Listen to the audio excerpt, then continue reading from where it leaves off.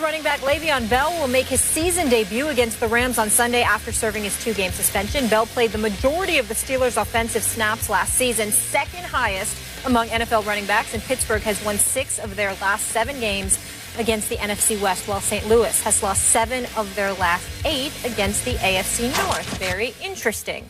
Stephen A. Smith, who wins? I know this is your team, the Steelers, so you sticking with your squad?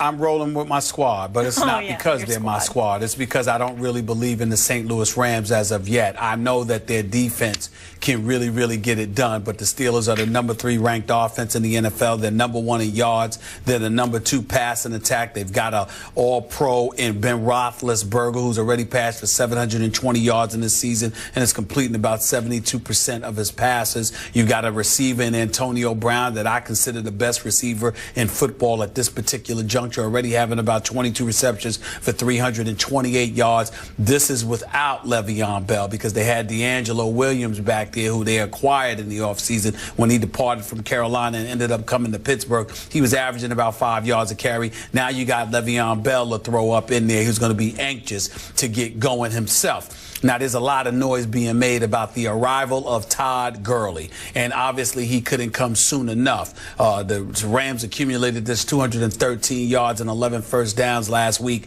against the Washington Redskins, the second worst offense in all of football right now in terms of yards at about 285 per game. It's anemic, to say the least. The Nick Foles experiment doesn't seem to be working out from an offensive standpoint, at least based off of last week's game. They certainly showed up in week 1.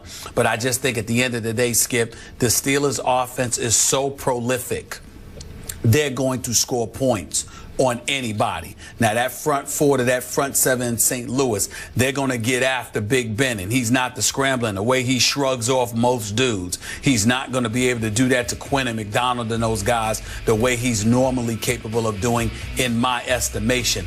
But I think they'll do a good enough job of blocking for him. I think he's going to show up and have a big game. More importantly, I think this defense of the Pittsburgh Steelers, who's really going after dudes with Shazier, with this kid Blake, with this rookie Bud Dupree out of Kentucky, who's accustomed to seeing Todd Gurley and has been raving about him all week long in Pittsburgh. I think they'll be ready for the challenge. It's not to say that St. Louis is going to be completely anemic, but I don't think that they're going to be able to match the offensive firepower of the Pittsburgh Steelers. And I'm picking the Steelers to win this game 37-21. Wow, 37-21. That's decisive. You have conviction about your pick. I have no conviction about your pick, but I do like mine. This will be a shootout.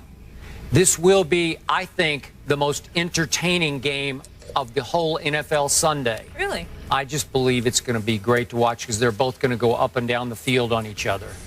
I think it'll look a lot like St. Louis versus Seattle. Remember week 1 in St. Louis? It was a shootout that went to overtime. The final score was 34-31 Rams. And I'm going to repeat that score. Rams 34, Steelers 31, because you don't believe in the Rams, but I do. I picked them before the year to be a wild card team. I'm sticking with that. And you brought him up.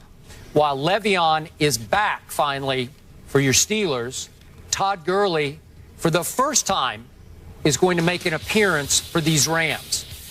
I don't know how many carries he's going to get, Stephen A. I don't know if there's sort of a pitch count going on here. I don't know, but they say he will touch the football, and I think he will have impact on this game. I love Todd Gurley. If you remember before the draft, I thought this was a great choice by then. They got him. I thought that was a steal to get him all the way down at 10th, even though we all know that projecting running backs to have major impact is kind of a thing of the past in the National Football League. I get that. Right. Todd Gurley's going to have impact on this team that so badly needs him at this juncture. And look, what happened to the Rams, we all ride the roller coaster. I'm going to say it again. They laid an emotional egg at Washington after such an emotional victory against their arch rival Seattle on opening Sunday.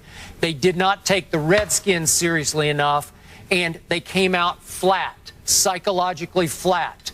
They didn't travel well emotionally.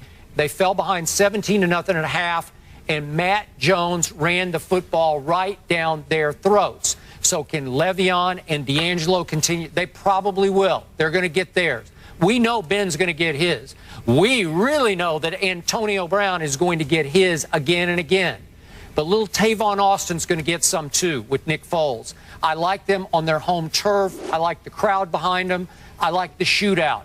I think it'll be wildly entertaining. And I'm going to go 34-31 home team.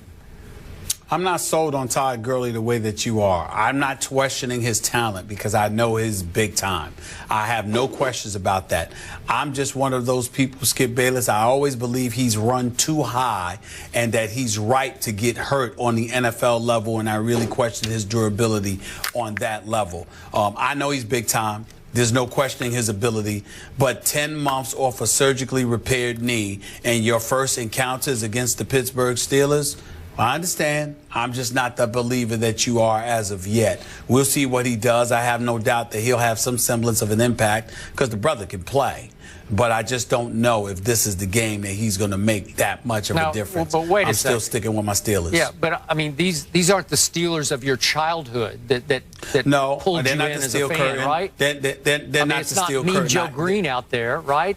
I understand that, but they're not cream puffs either. And I just think that in a game like this, this is your first action in 10 months. I'm just not sold that you're going to be able to make that much of a difference against this high-powered offense. Now, if a miracle happens and you punch the Steelers in the mouth the way that Denver got punched in the mouth at St. Louis last season when they beat Peyton Manning 22-7, then all bets are off. That's a different ballgame. I don't anticipate that happening. I think the Steelers' offense is going to find a way to put up some points. Are you old enough to remember this guy named Eric Dickerson? Yes, I am. Yeah, thank you very much. You know what? It's interesting. Well, it's interesting that you brought that up because apparently you must have been having a conversation with Robert Smith because Robert Smith brought that up to me when we were talking about it Sunday. And I said that was a different with Robert. I'm close with Robert. I said it was a different time because back in the day, Skip, even though guys got hurt all the time, you have to remember back in Eric Dickerson's day, even though cats got hurt, I would dare say folks were headhunters. That's why the concussion issues are such a big deal today. People loved hitting you high. They loved caving your chest in or knocking your head off. Now, because of the new rules that have been implemented, I think you see people targeting low more than ever before, which is why I'm constantly harping on guys who run high and don't seem to have the most powerful, durable legs. The shorter you are and stockier you are, the more attractive you are to me as a running back in today's NFL because of the rules that have guys targeting people low. Plus, evasiveness and elusivity really resonates with me more than the north-south runners like DeMarco Murray because of the rules and the way things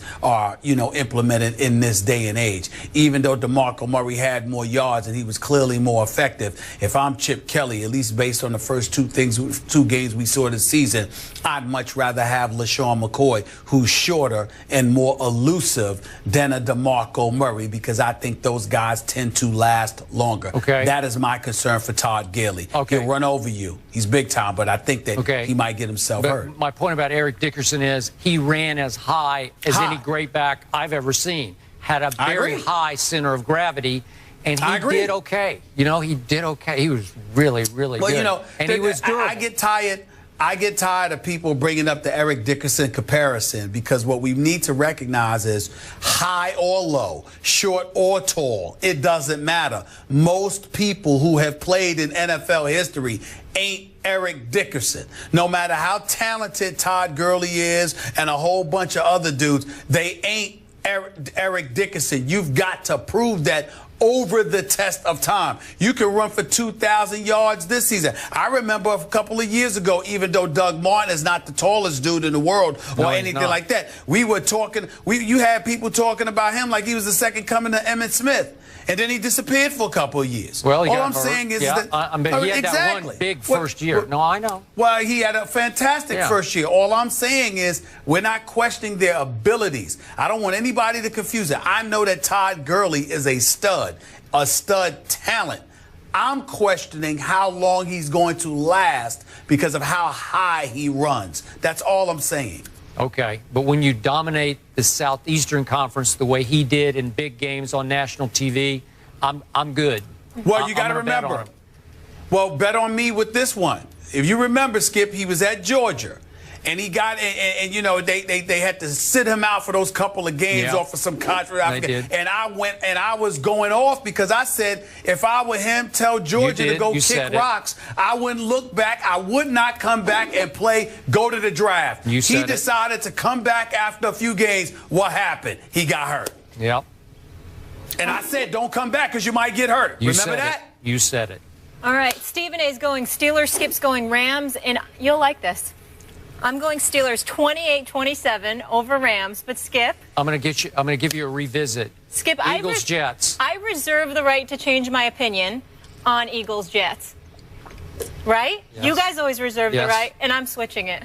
I'm on your team. We'll see if the jinx works now. I'm on your team. Okay, here we go. All right. 17-16 Eagles. I think the Jets just won. Guarantee it. Stop.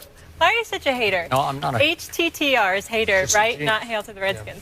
Yeah. Coming up, Peyton Manning has never lost to the Lions. Will that streak continue this weekend? We'll discuss that next. Herman Edwards will be here with us.